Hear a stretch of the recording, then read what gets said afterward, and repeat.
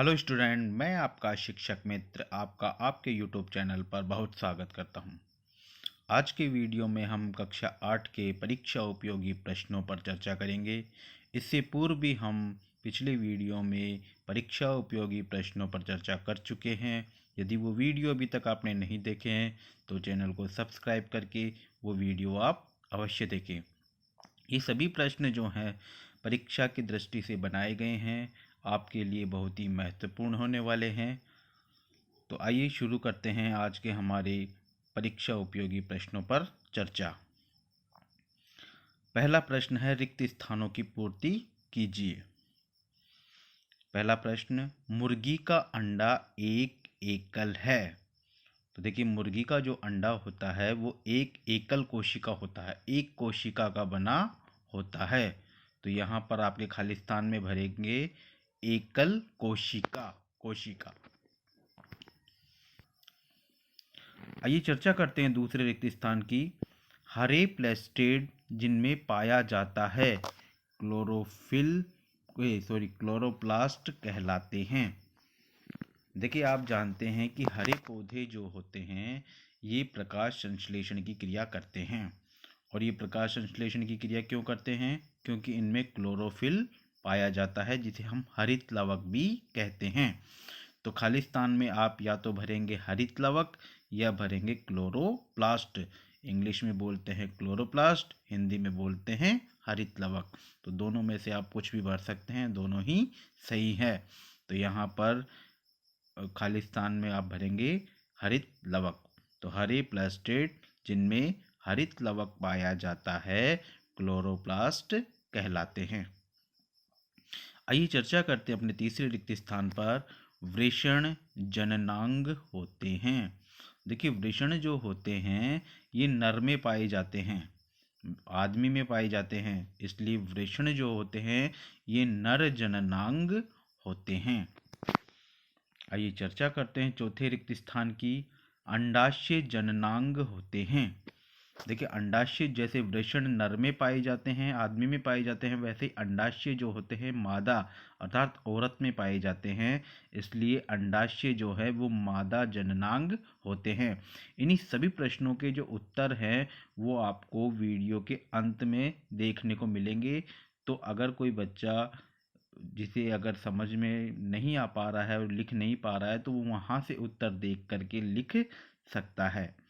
Number wise उनके उत्तर लिखे हुए हैं, पहले आप यहाँ समझ लीजिए और वहाँ से आप उत्तर देख के इसमें लिख लीजिए।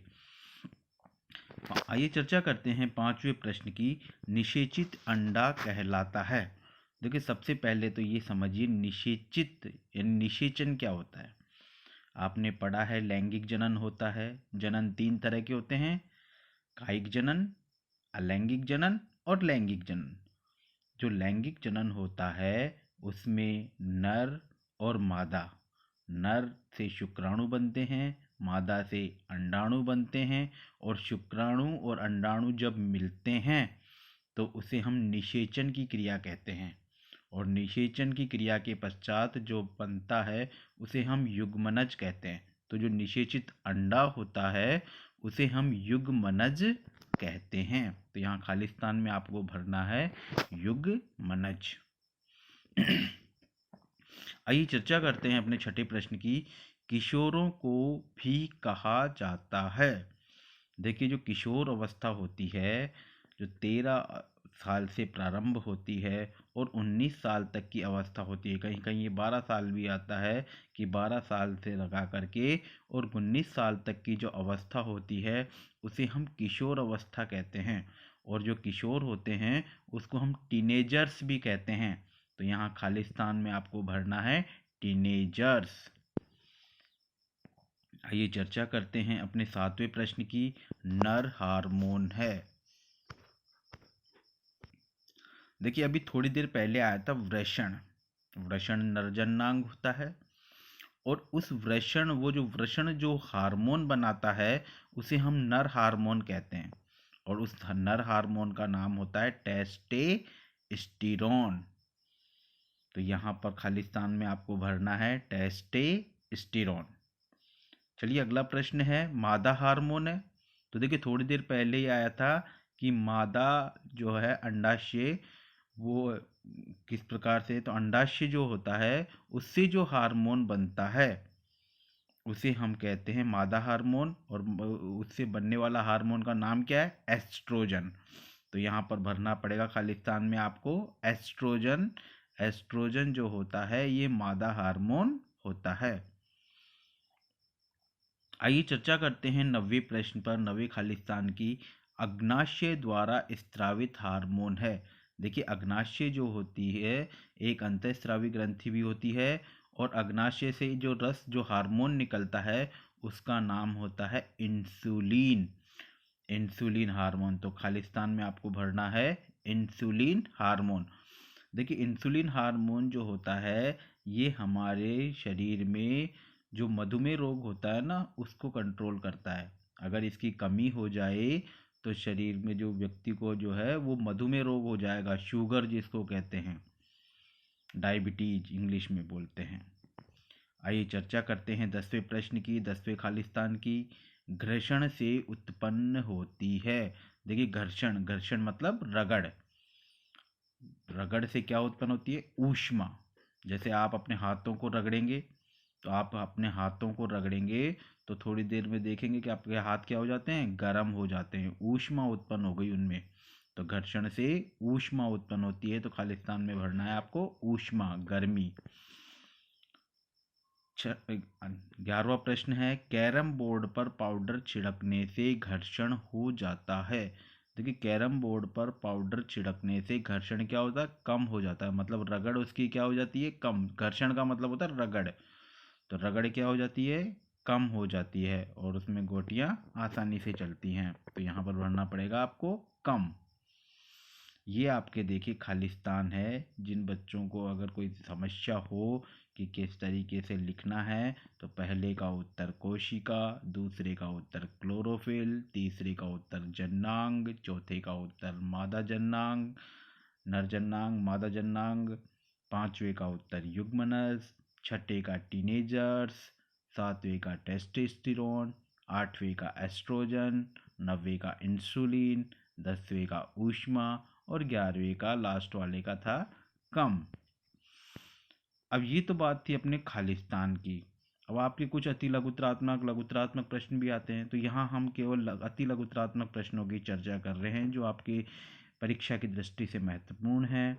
इन्हें आप अच्छे से याद करें, लिख लिख करके आप याद करें ताकि आपको लिखने का अभ्यास हो जाए। देखिए पहला प्रश्न है, खेत में फसल के साथ कुछ अन्य पौधे भी उग जाते हैं, उन्हें क्या कहते हैं। देखिए खेत में फसल के साथ जो अन्य बेकार के पौधे उग जाते हैं जो हमारे कोई काम के नहीं होते हैं, उन्हें हम खरपतवार कहते हैं। जैसे बथुआ उग जाता है, घास उग जाती है, या अन्य कई जंगली पौधे उग जाते हैं, तो उन पौधों को हम खरपतवार कहते हैं। और इन खरपतवारों को जो है खरपतवार नाशी जो दवाइयाँ होती हैं 2,4-D वगैरह, इनके द्वारा उसको नष्ट किया जाता है, या हाथ से जो है खुरपी की सहायता से भी उखाड़ करके उन्हें हटाया जाता है। आइए चर्चा करते हैं अपने दूसरे लघुतरात्मक अति लघुतरात्मक प्रश्न पर। अनाज में रखे लोहे के ड्रम में नीम की सूखी पत्तियां क्यों रखते हैं।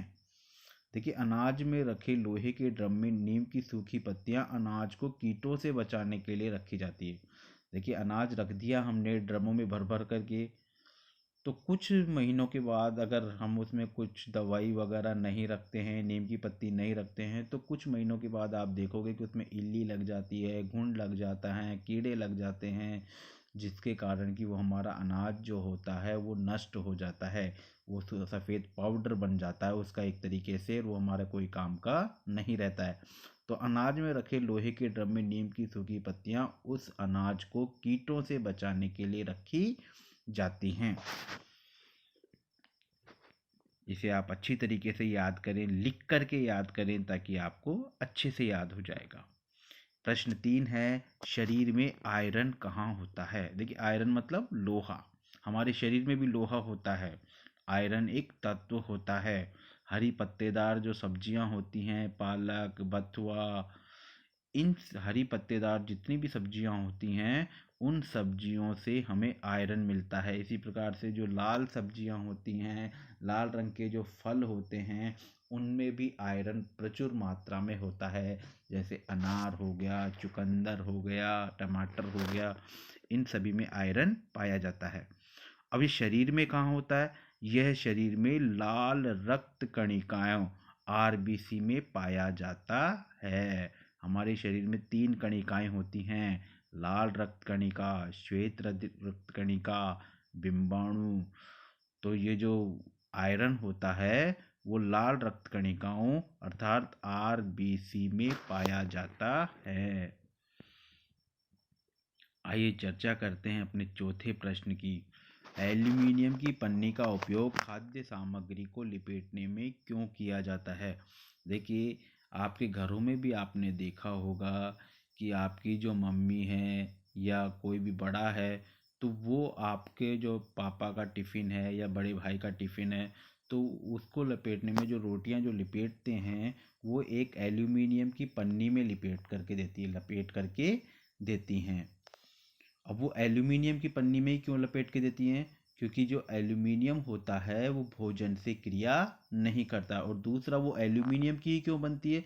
क्योंकि एल्यूमिनियम एक धातु होती है और आप जानते हो कि धातु का गुण क्या होता है? आघात वर्तनीय, अर्थात उसको चोट मारने पर वो चूर नहीं होते, चूरा चूरा नहीं होता है, बल्कि पन्नी बन जाती है उसकी। तो एल्यूमिनियम की एक तो पन्नी बन जाती है, इसलिए एल्यूमिनियम का उपयोग करते हैं। और दूसरा, एल्यूमिनियम का उपयोग इसलिए करते हैं क्योंकि वो हमारा जो भी उसमें भोजन रखते हैं ना, वो भोजन उससे क्रिया नहीं करता है। जैसे मान लीजिए अखबार में लपेट कर रखते हैं, तो अखबार में जो स्याही लगी रहती है ना जिससे वो छपता है, वो स्याही हानिकारक होती है, वो हमारे भोजन के लग जाती है और भोजन के लग के हमारे शरीर में जा सकती है। इसी प्रकार से अगर किसी पन्नी में डालेंगे और अगर भोजन गर्म है तो वो पन्नी से क्रिया कर लेता है। तो इसलिए उसको एल्यूमिनियम की जो पन्नी होती है ना उसमें ही लिपेट करके रखा जाता है। तो आशा करता हूँ कि आपको सभी प्रश्न अच्छे से समझ में आ गए होंगे। अगर आपको ये वीडियो पसंद आया है तो प्लीज़ बच्चों इसे लाइक करें, सब्सक्राइब करें, अपने दोस्तों के साथ में शेयर करें, खूब पढ़ें, अच्छे नंबर प्राप्त करें। धन्यवाद।